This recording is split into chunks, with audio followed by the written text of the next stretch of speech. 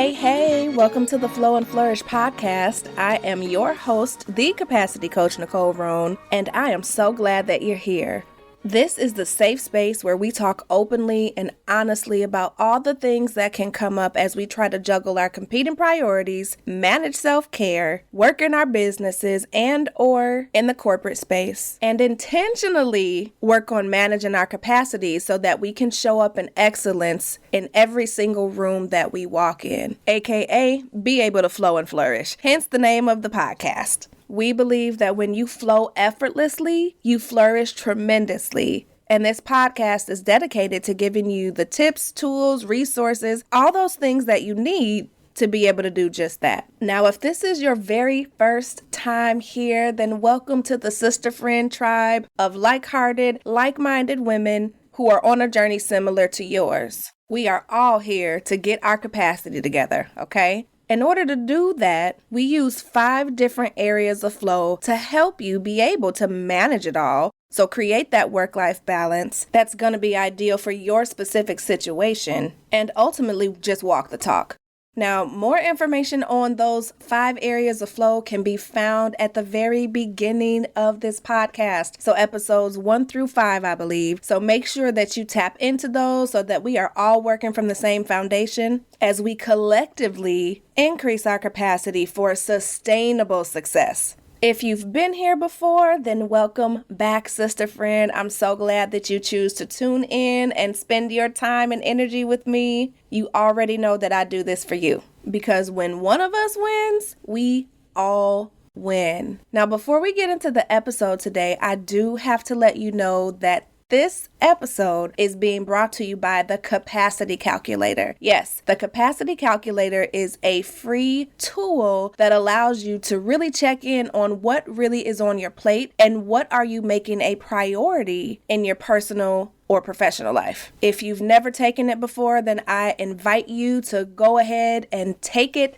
today. And even if you have taken it before, take it again because our capacity shifts based on the season that we're in. All of the details can be found on my website or right here in the show notes. So make sure you take advantage of this absolutely free capacity calculator tool that I created for all of us to be able to flow and flourish. All right, let's get into this episode.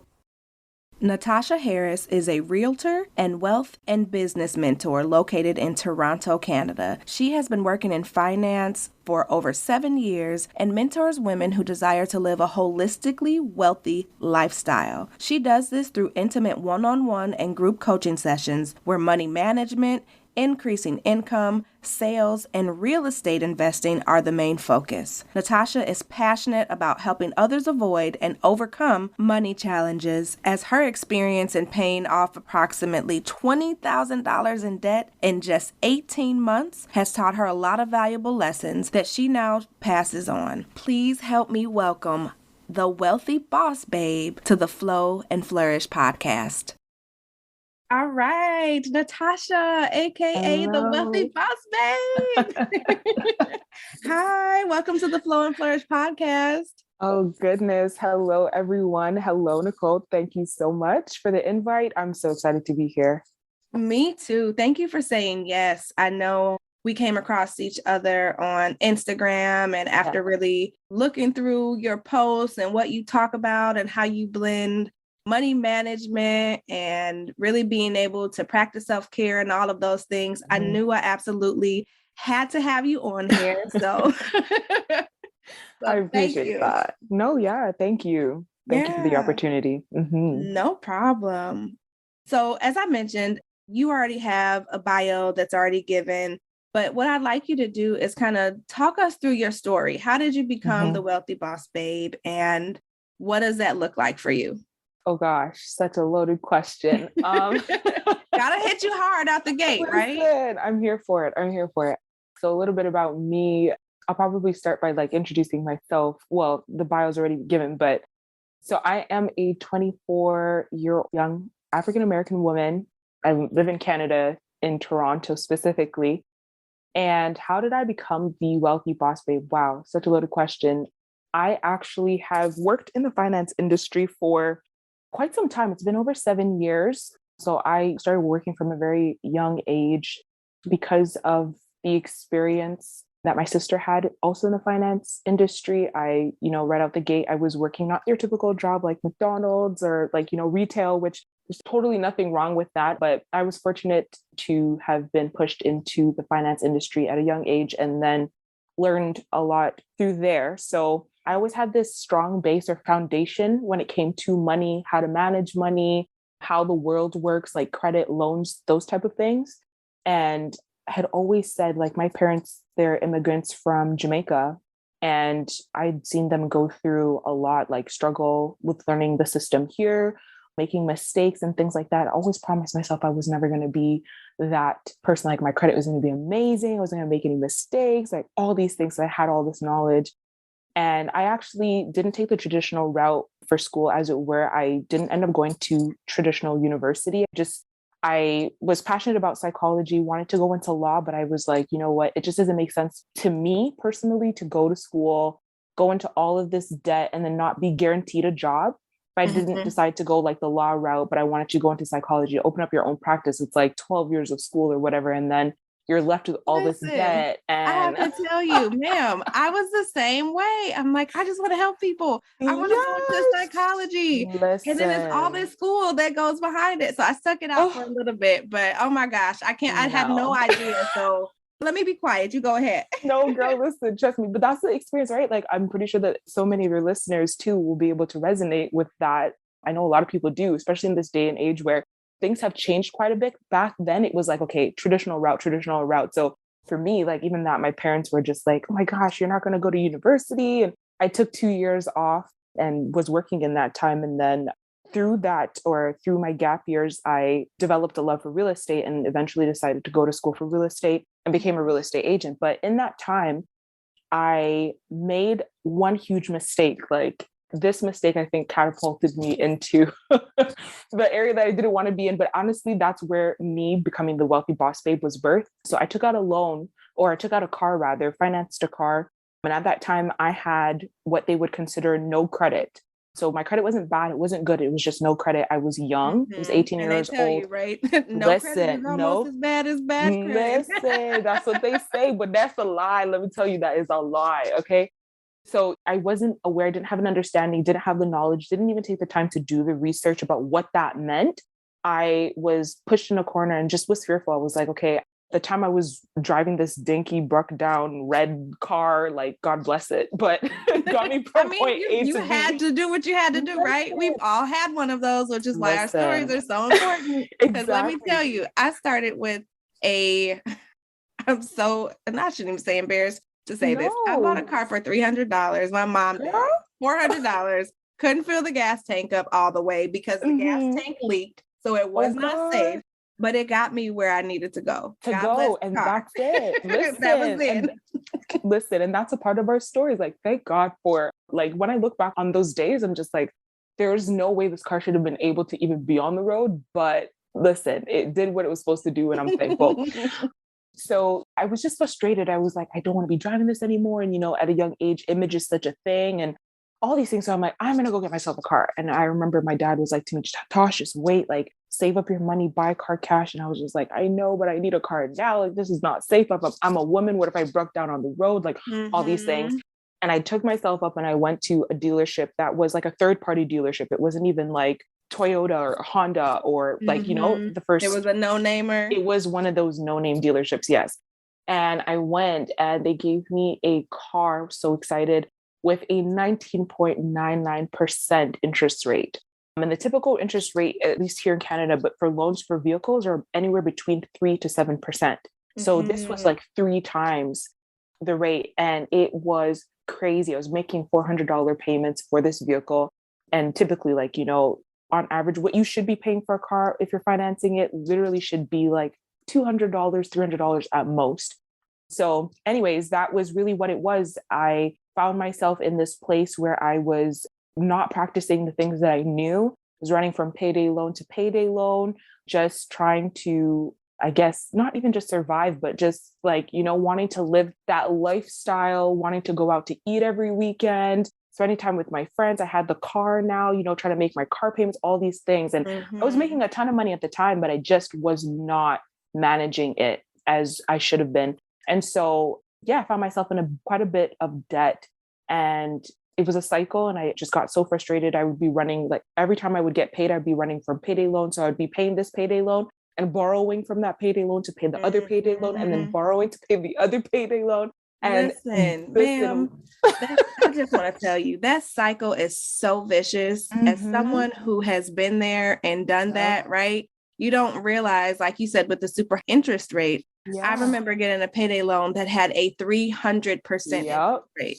300%. Like, if I can't afford to go get a regular loan, what makes you think I can pay back 300%? And because we're so desperate, like we do it anyway. So I know my listeners can identify with that, because I surely can. Once upon a time was caught in that cycle. So I'm glad you brought that up. I'm sorry, go ahead. No, please don't apologize. It's us being able to relate, because that's how we learn, right? So yeah, that was really what it was. And I just got frustrated, and really at the root of it all was just wanting to keep up with this image. Like now when I think about it, even just telling the story back, it was just wanting to present this image, wanting to keep up, wanting to appear a certain way, like not being able to say no when everyone else was going out to eat, but I know that I didn't have it, or there were other responsibilities that were so much more important that needed to be taken care of. I couldn't say no to myself and to other people because I thought that I had to keep up this appearance. Huge thing for me. This is going to be so weird, but Christmas is like, I love Christmas. I love everything about it. I'm a believer. So aside from just like even celebrating Christ's birth and everything, I just love the togetherness of it, buying gifts, all these other things. And I would literally go broke to give these gifts just so that, I don't know, I guess it was feeding a part of me. Listen, feeding a part of me to be able to be like, yes, I want to be able to give. And I'll insert this as probably like my first tip here. And this is something I say to my clients all the time, and something that I've learned and have relearned is put yourself first. I know it sounds so like oftentimes we hear this, put others first, put others first, put others first, and we should, but you cannot pour from an empty cup. And you have to realize that that's in every way. So if you are not able to take care of your financial needs, don't be hasty to take care of other people's financial needs. Take care of you so that you can then take care of them. So when your cup is overflowing, then there's more to give, and you have the ability to give without you neglecting yourself, right? So yeah, I didn't have that understanding. Anyhow, I just became frustrated. I want to pause for a sec, because what you said is so good, And as we were talking offline about just being the capacity coach and me helping people understand how managing their money really impacts their ability to flow, to flourish, to show up in excellence in all of those different areas of life. So often we are taught, like you said, to give, and don't put our own financial needs first. Because I know I've been there where I'm like, you know what? I'm a little short on this, but such and such needs help. So let me do the right thing and help them. When actually I'm doing myself and them a disservice by not leading by example and taking care of my own needs first, because that's where, the resentment, the regret, the frustration, nobody helps me when I need help. Ma'am, nobody tell you to give your last to pay that car note. You preaching, like you're preaching good right now. Yes, exactly. Exactly. And it's freeing too. Like, I mean, if we really, for all of your listeners and even now too, like, and that's the reason why I'm so thankful for this opportunity, because it's in moments like these when I get to recount this story that I find freedom, to really just be like, okay, Tosh, like, you can do for you. Like, it's not that you're neglecting everyone else or that you won't do, or, you're mean or whatever, but it's really you taking care of you so that you can do what your heart beats for, which is to serve other people. So yeah, that was really what it was. I just got super frustrated. And I was like, I remember, like I mentioned, I'm a believer. So I'm like talking to God and I'm like, okay, you got to help me. Like, I really need to like deal with all of this stuff. And I had written down budgets before, like, the typical open up, get a new book, you go to the whether it be like your Indigo, your Chapters, your dollar store, whatever, and you get that cute little book and you're like, I'm gonna budget. And I would write down numbers and I would never follow through, like never follow through. And so it was at this point, I was like, okay, I want to do more than just write down these numbers. I actually want to get out of this cycle. I want to pay off this debt. I want to do this because I want to be free. I want peace. I want to be able to go to a restaurant, pay for my food, and know that like I don't have to worry about paying this bill back after, whatever the case may be. Like I Right. just want to have the cash, you know? I'm not borrowing from, my rent money to eat. Exactly. So yeah, what I did was I realized another key part that really helped me pay down this debt was I realized that I didn't have to pay all of it at once. I think this is something that I've seen with people in general. And this is like a debt tip. So if you are struggling with debt or you have this debt and you're completely ignoring it, you're denying because you're like, I can't pay for it. It's $1,000 and I don't have $1,000. Listen, start with $5, start with $20, start with whatever you have. Start with that. That was what I did. I knew I wasn't going to be able to pay off all of these payday loans at one time. But what I did was I literally was like, okay, you know what? I get paid. I'm going to each of these payday loans. I'm going to pay off whoever I need to pay off. I'm going to borrow back the money and one by one. So today, if I get to pay off, let's say Mary, I'm going to pay off Mary. And then I'm going to have John, James, and Junior. And then the next time, like, I'm going to pay off Junior. I'm going to borrow from James and Mary. And then that's literally what I was doing. Like in Jamaica, we call it, I'm trying to think of the phrase my aunt and my mom would always say it is, you have to like gussa. So like you have to do what you got to do to make ends meet in the meantime while you're strategically doing what you need to do to pay off that debt. And that's what I was doing. I was still borrowing, but I was paying it down little by little. So if I had $70 or if I was able to clear off whatever is outstanding from one, I would do that. And I would borrow from the others until I was able to just pay it all off. And that's what I did. At the end of the day, I knew what I was about. At that time too, I had to realize like, you know what, if everyone else was going out and I really couldn't do it, I didn't find embarrassment in voicing that. And maybe I didn't say, hey guys, I don't have the money, but I was just like, no, I'm going to go home. I have food at home, or maybe go out, but not eat as much as everyone was eating, or get that, one elaborate thing like the lobster tail and the shrimps and the pasta. Exactly. You didn't go hard in the paint. You got a little something, but didn't break yourself. Exactly. Still enjoying, right? And that was really what it was. And so now coming to the beginning of the pandemic, I was again in this place. So at that time, I had paid off everything except for this car. And I was doing well with my car and everything like that. And then the pandemic hit. And I don't think I've ever shared this with anyone before, but the pandemic hit and things got a little bit difficult in me being able to take care of the car. And so it was during that time that I was facing again these struggles. And I'm like, okay, I really want to do more. And it was in that time too that I was like, I don't want anybody to ever face what I face. Like, if you can avoid this, I would prefer to give you at my own expense. I don't care if people are going to look at me differently. I don't care if they're going to look at me and be like, oh my God, I thought she had it all together. And they realize I didn't have it. I was like, I don't care. I feel like I need to share this. And I honestly, even as a believer, I felt like God was telling me, you need to share this. Like the things that you've learned, there's so many people who are struggling in silence and they don't know these things, like what you talked about with the payday loans. Like they're legally allowed to charge you, and it ranges anywhere between 300 to 600% here in Canada. I don't know what it is in the States, but legally they're able. Yeah. And it's presented as you only pay $21 on every $100 that you borrow. But listen, if you default on that, they're charging you $300,000 to $600,000 of interest. And let's not talk about how they will garnish your check, because I can tell you, I've been there. Yeah, no, trust me. It's the truth. You know what I mean? And it's so sad because the thing about it with money is people don't want to talk about money, but all of us have been here in one way or another. Like it's the cycle. It is what it is. It's these things that are presented to us. And in order to live, we think, this is what I got to do to survive. It's accessible to me. I'm going to take it. I'm going to do it. And then you find yourself in this trap and you can't get out. And we're all suffering in silence because everyone's embarrassed to talk about their financial situation.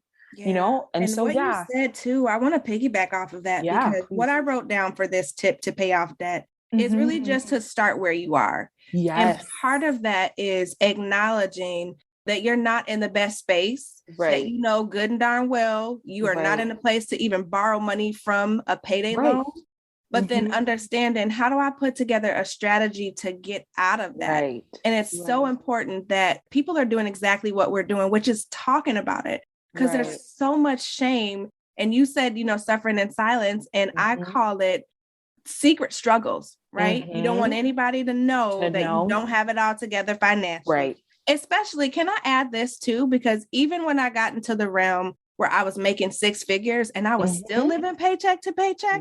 I'm like, Listen. you know how embarrassing that is? And my credit was jacked up. Like, I make six figures, but I can't go into a dealership Woo. and get a loan because Girl. of how I've been managing my money. That was a Okay. secret Mhm. struggle that was weighing heavily on my mental capacity, my emotional Right. capacity. And I didn't know Right. who I could talk to about it because sometimes I know for me, being one of the first people in my family to hit that six-figure bracket, I Right. couldn't tell anyone, that I was close to, I'm struggling Right. because it was like, girl, you make six figures. How? Right. So Right. Right. starting where you are, oh, I love it. I love it so Mhm. much. So, okay, go Listen. ahead. Yeah, no, and I love that you brought that up because it's so true. And so during that time, I was like, okay, I'm going to do this. I'm going to step out and I'm really just going to share what I've been through and really help other people get out of debt and just learn about money, how to manage money, all of these things. Somewhere along the journey, first it was called Simply Free because that was really what it was. I just wanted to be simply free. And somewhere along the way, things evolved. And I'm a multifaceted woman. So I pick up things super easy and just growing my business. I started to get into the business side of things and learning about sales and all this other stuff in it, with money. That's really what a lot of like you start a business to make money. So it just all Mhm. flowed into each other. But somewhere along the way, it just came up like, I don't even know, I can't pinpoint the moment that it happened, but I started to, along this journey, redefine what wealth was for myself. Mhm. I understood, and oftentimes we hear the terms like rich, or we hear wealth and we think just money. But it was along this journey that I started to realize that, much like what you've said, the way that we manage our money also impacts other areas of our life. Right. And so I made this post and I think it resonated so much with my community that taking care of your money is a part of self care because there's so much. Say that um, again. Hold on. Wait a minute. Say it one more time for the people in the back. Taking care of your money is self care. It Mhm. is. And You know tell what us I why mean? you say that. Okay, I can't remember the statistics off the top of my head, but if you look it up, there's so many. I think it's like a large portion. I think it was like 70% of persons who struggle with anxiety and depression have financial situations or in debt. And really, Mm. there is that connection. Like, it's not just about, oh, I can't pay my bills and I can't do it. Weighs on you. It weighs on the way that you see yourself. It weighs on the things that you think you're capable of doing. It weighs on the way that other people view you, because when you start looking down on yourself or thinking that you're not worthy, or you start to present yourself, or you can't buy the clothes that would make you look presentable, other people start looking at you like, sorry, I have to insert this. This is one lady, Okay. she's talking, right? And she's like this big, I don't remember what it was, but she's in the corporate space and she's like a reporter and everyone knows her. And her coworkers commented one time, like, oh, she's always wearing the same clothes. Like, she never wears Mm. anything different. Like, everyone else is wearing, the Gucci and they're wearing the Prada and they're wearing this. But you're like, where do you even get your clothes from? And she's like, little did they know I was so in debt. Like, she was a single mom That's okay. and, she's in this big corporate job, but everything that she's doing is literally going to pay, I think it was like alimony and to take care of her kid. And she couldn't even afford to wear the appropriate clothes for the job that she was doing because she was broke. And Mhm. so it affects more than just, oh, I'm not able to pay that bill, but it weighs on us, right? So taking care of our money really is taking care of all of us. It's taking care of us spiritually, mentally, physically, emotionally. If you ain't got the money, then you can't buy the food that's meant for you to take care of your body too, right? You're out there buying like the ramen noodles or the little cans of whatever, and not to Yes, the knock that Vienna food. sausages. Yes, all of Listen, those things. not to knock it, that it tastes good, but is it the best for our bodies? No. The things that are really good and health and strength for our bodies, like fruits, vegetables, all this stuff costs money. And it's Mhm. imperative for us to take care of ourselves by the things that we eat as well. So it's Mm. not just, okay, making money to make money, but it really does affect every other area of our life. So taking care of your financial situation, taking care of your money is you taking care of yourself. Yeah. Now, I love this because I am always talking about how each of these areas of flow Mhm. really do impact one another. Right. And I know for myself, I haven't talked a whole lot in the cash flow pillar because it's so intertwined. And because Right. I'm not a finance professional, Right. sometimes it's hard for me to articulate that. And so Right. what you just did was beautiful because I know in my head how it impacts all these other places. I know through my experiences, but to hear it from you as a person who is in this financial space to just help us understand that taking care of your money is self-care and how it does impact, of course, like you said, not only how we see ourselves, but what we believe about what we can and can't do. It impacts the food that we eat, which impacts our health, right? AKA our health flow. And it's so much. So listen, I want you to talk to us a little bit about, what you do in this space now, because I know that you mentioned the business was birthed out of the pandemic and all of these other things. So talk to us about what being the Wealthy Boss Babe is all about. Yeah. So basically, it's just the understanding that, like, I know that a lot of people say, oh, like, or in the feminine space, a lot of people are talking about, I don't want to be considered a boss or a girl boss or whatever the case may be. So let me just break down what I mean when I say be wealthy boss. As like I said, the meaning of wealth was really redefined for me. And so it's more from a holistic standpoint, just making sure that I'm wealthy in every sense, spiritually, mentally, physically, emotionally.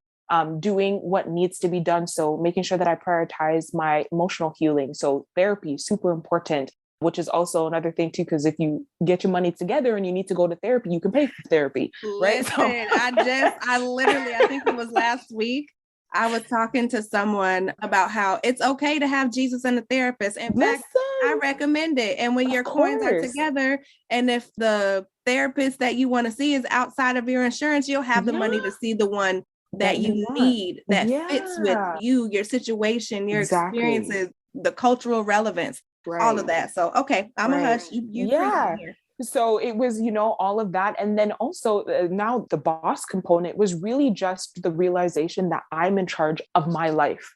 And so even with that, like, I'll insert this as a believer, I think oftentimes we have this notion that, it's almost like God is a genie, whoever it is that you believe in as a listener. But it's like we have this concept of like, things are just magically going to happen. And really, even going into this year, one of the things that I always go into the new year with a word, like me and God, we always have these talks, okay, God, like, what's this year going to be about? And it felt impressed on me that this year was ownership.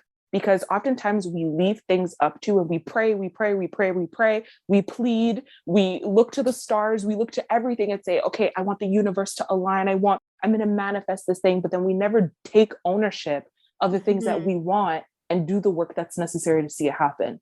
And so that's what being a boss is to me. It really means I let go of everybody else's opinion. I let go off of what everyone else is doing with their life. And I'm taking ownership of the things that I want, realizing that I have what it takes to make this happen. And I say this all the time, when his favor meets my hard work, the impossible becomes possible, because that's really what it is. It's not just, okay, I'm going to pray for all of this stuff and then I'm going to sit down and wait for it to happen. No, it's I'm going to get out there. I'm going to do what I need to do. I'm going to get the knowledge that's necessary to do what I need to do. And then I'm going to believe that he's going to divinely orchestrate everything to work in my favor while I'm out there doing everything that I need to do. So I'm going to learn how to budget. I'm going to learn about how to save. I'm going to learn about how to invest. I'm going to learn about all of these things. And then when I'm putting it into action, even though I may not know fully how it's going to turn out, I'm just going to believe that he's going to open the door for the right opportunities so that I can pay off all this debt, so that I can, buy that house, so that I can leave something for my children, so that I can experience freedom and peace. And that's really what being the wealthy boss babe means. And so now what I do is I literally just coach women. And I don't even like to just say women. I know that with Instagram and with just business, they always tell you, niche down and be super specific. But for me, I believe that it's my purpose and my call to help people in general just understand how to be holistically wealthy and to take ownership of their life. And I do that through coaching. And we talk about everything from, money management to credit to sales. So like income goal setting. So how do you, if you want to launch a side hustle or a business, how do you reach your income goals and then utilize that money to reach the goals that you have personally for yourself? And that's what I do. Whew. I'm over here and like I am in church, because I'm screaming, yes, yes, yes, every single thing that you're saying. And I wrote a couple of things down. The first one is Mhm. that when his favor meets my hard work, the impossible becomes Yes. possible. Mhm. And this is where, I'm looking at my vision board next to me, Mhm. and it talks about how faith plus action equals Yes. success. That's And it. on a regular basis, yes, I believe in manifesting. I am Mhm. also a believer, but I Mhm. also know that I'm constantly praying to God to be in Mhm. alignment. Like if this Yes. opportunity is not in alignment with what you have me, I don't want it. destined to do in this Yep. season, Mhm. if it's not in alignment with my purpose, take it off the table. Yeah. And making sure that what we're doing, yes, while we're praying and pleading, that we're putting a Mhm. little action behind that, Action to it. because Yeah. you can't just put it out there and do nothing. Right. And one of Right. my favorite mentors, you know who Patrice Washington is? I do. Yes. Yes. So she talks so much about this and how we have to Mhm. give God something to bless, right? Mhm. Give God something to bless. So when you Mhm. said that, of course, that's what it made me think of. And I love how you said that, while we're niching down and we're told to do that, you believe that your purpose is to help people, right? Mhm. To Mhm. holistically build that wealth and take ownership of their lives. And Yeah. one of the ways that you said that is through hitting their income goals. And so I Mhm. want to take a few minutes and talk about that, because as I Of mentioned to course. you offline, I haven't really had anyone on the podcast to talk about this. And Right. as an entrepreneur who walked away from that six-figure job, to Mhm. be in this space, to follow my purpose, I know that many Mhm. of my listeners are also trying to figure out, okay, how do I, number one, get to a place where I can create that Mhm. cushion, whether it's with a side hustle to support Right. the business, or someone like me who's already full blown into entrepreneurship, how do Right. I hit these income goals? So let's talk about that. Yeah, for sure. So I think one of the first things is to really have an understanding. So with money, like you got to be super intentional. And I think this is another thing that like people don't even like this word budgeting. I've realized just being in this space, people hate it They because I hate think it. It's it's like you the cursing them stigma. out. Yeah, it's like, oh, now you want to tell me that I got to be super restrictive with my money? Like, no. And to be honest, that's not what budgeting is. And I talk about this in my masterclass, how to create a non-restrictive budget that allows you to live a life of freedom. And it's really just the idea that like you have to be super intentional with your money. So it comes down to just as much as you would track like your expenses, you need to be able to like when it comes to your income, and especially as an entrepreneur, when you're working your 9 to 5 or you're working like that corporate job, you can track how much money you're making in a day. Like they tell you, okay, this is your salary or this is how much you're getting paid an hour. You could literally jump on your calculator and you can be like, okay, today I made so on and so forth. By the Mhm. time you know how much your taxes are, you can calculate it. You know exactly how much is going to hit your bank account. It's the same thing that you should be doing if you start a side hustle or if you're a full blown entrepreneur. Mhm. Oftentimes we have this thing where it's like, okay, I'm going to be an entrepreneur. I'm going to start a side hustle and I'm just going to advertise myself and I'm going to just wait for the money to come in. And then the money comes in and then we don't know what to do with it. Or, you know, we're Get struggling out to my even see them. business. That was me at Listen, first. it's true. You know what I mean? And I could talk about it because it was me too. So, one of the key parts of income goal setting is really to have an idea of how much you want to make and understand why you want to make that. So, if it's like you want to reach that six figures, you want to make $100,000 by the end of the year. Okay, great. Why do you want to make that $100,000? What are you going to do with that money? Where is it going? So, you really do need to make a budget. It may not be super restrictive. It may not be like, okay, I can only spend $50 on gas. That's not the only way to budget, right? But it's really Mhm. just giving that money purpose and being like, okay, this is how much money. And what it will actually do when you give that money purpose is motivate you to go out and get the money. That's really what Mhm. it's going to do. Right. So now, okay, I want to make 100,000 by the end of the year. Great. This is why I want to make $100,000. Now, how much is that per month? Then how much is that per week? And how much is that do you need to be making every single day? Then Mhm. you need to look at it. Okay, what is it that you're selling? And this is more so a little bit more of like business or sales psychology. So you need to be looking at what it is that you're selling. Is it a service? Is it a product? Then you want to look at, okay, is this product a solution to a problem that exists? Who's going to be buying this? And Mhm. is it really going to be solving that? And how can I effectively communicate this as the solution to the problem? That's really what it is. Like you can have that concrete, you know what it is that you're selling, you know that it solves a problem, and you know how to communicate that it solves that problem. You will have no problem making money. Like you'll have no problem making money. And then the next thing to do, which a lot of people struggle with, is pricing. Right. So once you can figure out that, because at the end of the day, like you said, it's not this magical thing that happens. If I know that I want to, like, I'm going to whip out my calculator right now. You do $100,000 divided by 12, that's $8,333 that you need to be making a month. Right. Let's just divide that by 4. You need to be making $2,083 every week. Right. So now let's say that you want to sell 5 products. So $2,083 divided by 5, okay, $416. I know that I could sell probably a coaching service for $416. Okay. Now, what is it that I'm really good at that I know would be worth $416 to somebody else that solves a problem? If I get 5 of them every single week, then I can make that $8,000 a month and then make my $100,000. Now, I may not just want to sell that one specific product. And obviously to do like get 5 people every single week for a coaching service is like a lot. Mentally, it's taxing, all that other stuff. So then now you start looking into a combination of products. So one of the things that I always talk about is the flow of how to, like, we call it scaling. Okay, this is how you scale. So you can start off with one thing, like let's say that you want to do an ebook about, for example, me, I specialize in money. So I'm going to talk about how to pay off debt.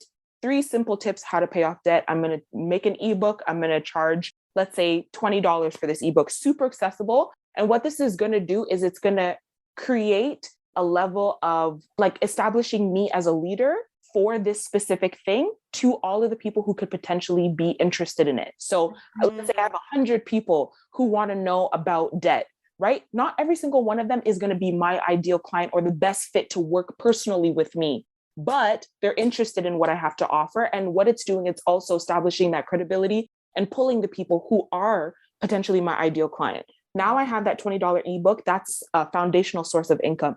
The next thing that I want to do is, okay, I'm going to offer, for example, group coaching, right? And this is going to be $200. I want to get at least 5 people in. So that's going to be $1,000, right? So then what that's going to do is it's going to further niche down the people who could potentially be my ideal client, but also increasing or scaling, because I wouldn't be able to make that $1,000. It would take about, if I'm selling it for $20, I think it's going to take at least 50 people for me to make that $1,000 with just the ebook, right? But now I have 5 people who are paying that $200 just to make that $1,000. Then the next thing I want to do is add a 3rd tier service. And what I'm doing is I'm literally feeding them through what we call a funnel.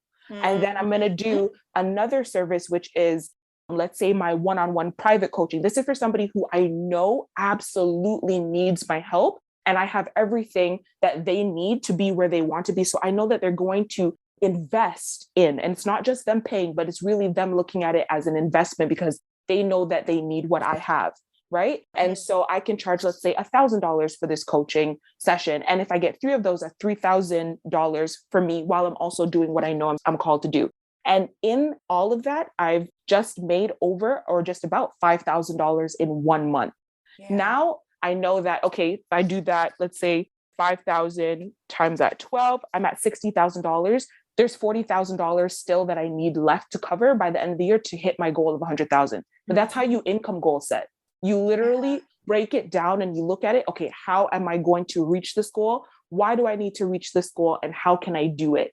So the money's just not appearing. It's not just like, okay, right. It doesn't fall out of the sky. It doesn't fall out of the sky. You have to be strategic. You have to be intentional.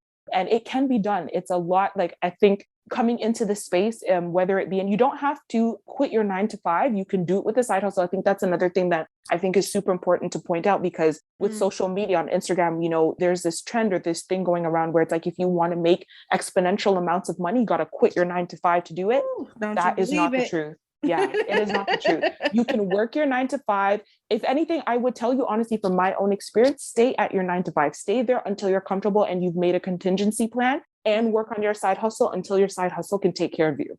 Yeah. That's what I would say. Yeah. Oh, you've said so much. First of all, thank you. No, in a good way, in a very good way. Thank you for sharing that, because of course, because I've been in other programs and I've, been at this for a while. Those are things that I have not shared outwardly, but that I know. But for my listeners, I'm not sure that everyone has heard that. And so even for me, within like the first 6 months of me being an entrepreneur, I didn't know what it was to really set those income goals. Right. It's cool to throw out this grandiose number. Yeah, I want to make $500,000. Okay, but how are you going to do that? How are you going to do it? Exactly. Right? And so to take the time to really, like you said 3 things, be super intentional, understand what you're selling, and then focus on your pricing in these different tiers. Number 1 is so important. Sometimes for me, what I found is that there's a mindset problem, right? That 100%. We don't think that we deserve it. We don't think that we can. It's never been done before. When we're trailblazing and we've never really seen anyone that's done it, it can be scary to write that number out. But when you do exactly what you just said, it gives us the freedom to understand, oh, this is attainable. It's possible. Right? Of course. It's possible. And put in the strategy behind it. And so many of us, we just stop at the, oh, I want to, right? But put in that strategy behind and creating this budget. I love you said, give the money a purpose. Give it a purpose. And that's what a budget is. Not to cut you, but like, I have to just dispel that. I love dispelling this concept and this idea of what people think budgeting is, because it really, what a budget is, if you want to call it a budget, if you want to call it a money plan, it's literally giving your money purpose. Whereas your money didn't have purpose before, and that's the reason why we find ourselves in debt or wondering, okay, where did my rent money go? Because it didn't have a purpose. You didn't literally clearly define what the money was going to. So you spent it on whatever you thought you needed in the moment. Right. But oh, this is so good. Then you said, what are you selling? Because some of us, I know when I got into this space, I didn't know if I was doing a service or a product or, trying to figure it out and understanding that, of course, there is a mix. But then this is the key part. Is this a solution to a problem that exists? Right? Are you making stuff just to be making it? And is anybody going to buy it? Like, is it attached to a problem and it's a solution? And I think that what I've heard often is, and I think that there's some truth to this, that follow your passion, right? Yes, follow your passion, but is your passion a solution to a solution? That's it. Because listen, let me tell you, and that's the thing. You see, the thing about it is, not to cut you, Nicole, but it's so true. And I think what we're talking about right now is just so eye-opening. And so there's a word that revelatory. That is a word. It's so revelatory, because we often hear these catchphrases, like you said, follow your passion. Or the other one, the market's not oversaturated, like you just got to be you. And that's great. Listen, being a person who has been in business, and I'm sure, Nicole, you can resonate with it and you can confirm what I'm saying. Like, that's all great. And that's nice. And that's beautiful to hear, especially to somebody who's just coming into this space as an entrepreneur or business owner, whatever the case may be. That may be very soothing to your soul, but I'm going to rip the Band-Aid off and tell you it's not enough. And I'm going to tell you why it's not enough, because like what Nicole said, at the end of the day, if your passion does not, and it's not even necessarily that, because your passion will solve a problem. Like, there's a problem that exists in the world that what you're passionate about can solve, but it's, can you find the people who need that solution? And that's the problem. It's finding your tribe. And this is why they always say, be yourself. Don't try to be anyone else, because it's you. It's everything that you stand for that is going to draw your tribe to you. So everybody else that you're trying to impress, who is not meant to invest be your in what ideal client, customer. Exactly. It ain't for them. It's not for them, but it's you. It's you, like this right now. Like, you know what I mean? In me sharing my story, some people may look at it and be like, oh my God, I thought she had it all together. Or, Nicole, I thought da-da-da-da-da-da. But then it's in you speaking your truth, you speaking your experience, you sharing what you do and the things that we've learned, that is going to draw that one person who's unlikely, probably somebody we've never, ever known, who's going to be like, this is exactly what I've been praying for. This is exactly what I need. And being a business owner, being an entrepreneur, even having that side hustle, it's realizing and understanding that that's who you want to service anyways. It's not your mom. It's not your dad. It's not your cousin. It's not the people who are close to you, who you think should support you. Like, no, it's really, at the end of the day, it's a twofold thing. Yes, you want to serve, but also you have bills that need to be taken care of, things that need to be taken care of. You need to hit your income goals. So you better be out here doing what you got to do to fulfill your purpose, but also to make that money. And that's really what it is.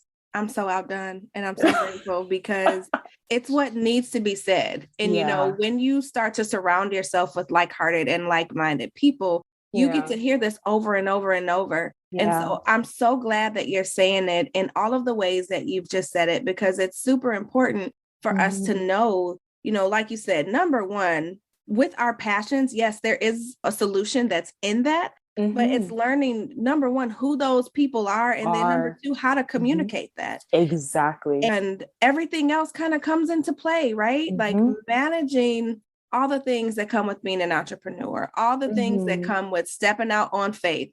One other thing that you said I want to touch on quick is that, social media will have you out here thinking that you need to just walk away from your job. And then you end up like in a not good place. And I want to be clear. Listen, when I stepped out on faith, there was some pre-work that I did, a lot of pre-work. Like I had conversations with my husband. I had plenty of conversations with God. I felt it was the right time for me. Right. And that doesn't mean that it's been easy, because, as a business owner and entrepreneur, no one day is the same. There's an influx, there's all kinds of things that sometimes, I'm not going to lie, I said this the other day. Sometimes I hop on Indeed, like, do I need to just get back into corporate? Because the way my bills are set up. No, we're being real out here. No, for real. Yeah. It's a process. And so for me, some of that prep work to be in this space was downsizing completely. And I don't talk about this enough, because it may look fine and dandy. Yeah, you see my posts, you see me speaking, you see me giving testimonials. But what you don't see is all the work behind the scenes for years that was going on in preparation for me to be in this space, and the sacrifices to be able to do what it is that God told me to do. So please don't run out here and quit your day job. Don't do it. Put some plans and stuff together. So okay, listen, I want to be mindful of time, because I can talk to you forever. I'm telling you now, I'm gonna have to have you come into my Flow and Flourish community and talk to ladies, just because there's so many of us who need to continuously hear this, be reminded, and get these different tips and tools. So I'd love that. Before I ask you to tell us, where everyone can find you, I do want to ask you the couple of questions that I ask all of the Flow and Flourish guests, and then we'll go from there. Is that cool? Okay. Yeah, of course. Let's do it. So if you could go back in time and have a conversation with the 17-year-old version of yourself and give her one piece of advice, and one piece of advice only, what would it be and why? Oh gosh, this is so timely. I was saying this to myself earlier and to a friend. Come on, alignment. Listen, I would tell her, honestly, I would say, forget the opinions of everyone else and do what's true to you. That's what I would say. And I'll just throw this in. I know being mindful of time, but I'll throw in the preface or the context to it. Oftentimes we have these thoughts, or we have these, I don't even know how to really explain it, but it's like an intuition almost, where we have this thought. It's like, okay, what if I did this? And it seems so outrageous because it's so counterculture. And oftentimes we drown that out. We drown out that thought, or we drown out that intuition because everyone else is doing something else. And we were made the way that we were made for a reason. Listen to what you feel yourself telling you. Like literally, if I could tell her anything, it would be trust what you feel. Like lock away. You don't have to be on social media. You don't have to do what everyone says that you have to do. Lean into what you feel to do. Save your money. Still enjoy life, and just trust that everything is going to work out, because it will. I love it. I love it. And I love it so much because part of what I do, when I'm coaching, so my method is called the PLANE method, and the L stands for listen. So listening to yourself, listening to your gut, listening to the things that you've been ignoring in order for you to have the capacity to do what it is that you want to do, that you need to do. So I'm grinning ear to ear. So, okay, good. All right. Number 2. Because we're on the Flow and Flourish podcast, tell me something that you do on a regular basis to manage your capacity so that you can flow and flourish. Oh gosh, I swear by, even though I hate it sometimes, journaling. I Ooh, journal. come on, journaling. Yeah, listen. And for me over the years, like even that too, like I don't pray like how, like, the regular, I journal pray. Like I just be journaling. Like To I each just be his journal. own. Yeah. Listen, I talk to God through there. I talk to myself. I talk to my younger self. I talk to my 10 years from now self. Like I'm doing all the stuff. All the selves, right? Yeah, it's a way for me to outpour and to really just, I feel like documentation is such a huge part too of growth, being able to go back and realize how much we've grown, because sometimes we think that, life is just happening and it's happening to us. It's not happening for us. But when we have that, to be able to look back and say that, even through those rough times, and even though it doesn't feel like much has happened, things have happened and you've grown and you've achieved and all this other great stuff. So it helps me to flow and it helps me to flourish. That is such a huge thing that I do. And I sing. Music is a remedy for me. I love music. Ooh. Yeah. And I Let me feel find out we're soul sisters. Okay? yeah, it's how I do. It just does something for me. So yeah. I have to tell you, I believe it was yesterday, because I'm the kind of girl who has about 85,000 journals. I probably have written in each and every one of them. And so I picked up the one that was closest to me as I was going to bed. And I flipped back a couple of pages and I read through what I'd written down. And I'm like, wow, this has happened. Ooh, I forgot about that. Oh my gosh. Like, it's so good. Not only are you literally clearing out your mental, emotional capacity when you journal, but like you said, it's that record of, even though I don't feel like I've done a whole lot or accomplished, you look back at what you did 6 months ago or what you wrote down, and to see some of those things that you have already kind of checked off the box or crossed off, and to see things that you were still considering implementing, it does so much for you. So I love that you said that. And music, don't get me started. Music is like my best friend. Okay. I'm the one who's, when we're out in the grocery store, my husband is like, how do you know that song? Because I love music. That's why. That is why, sir. Mind your business. Love it. Mind your business. Exactly. Okay. Number 3. So we have talked about so much, and you've given us so many different tips and perspectives and just things to consider. If there's one thing that you want the listeners to walk away knowing or feeling from our conversation today, what would it be? Ooh, I would want y'all, let me speak directly to y'all. I would want y'all to know that your past doesn't define you. I always say this, and I'm pretty sure that you've heard it probably so many times, but I really want you to hear it and to receive it, that your past really doesn't define you. It doesn't matter what mistakes you've made with your money. It doesn't matter what your life was 6 months ago, a year ago. You have the power and you can take ownership of today forward. And things can change and they will change. And really just, if you are somebody who has struggled with money, if you're struggling with debt, if you don't know where to start with a budget, you want more out of life, and as it pertains to even just your money or finances, but you don't know where to start, honestly, just start by doing some research. That's what I would say. That's another thing that I would say to my 17-year-old self who went and got this car for 19.99%.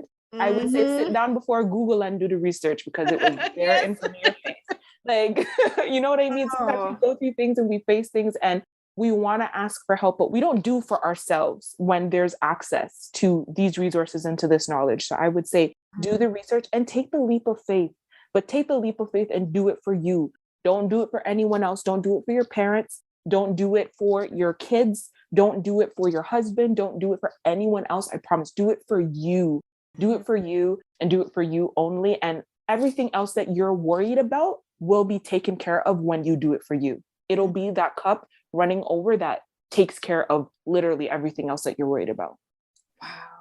Yeah. Now, you gave us like 3 or 4, right? I know, but that's okay. I'm going to let you slide. Sorry, they're all needed. No, wrap it up there.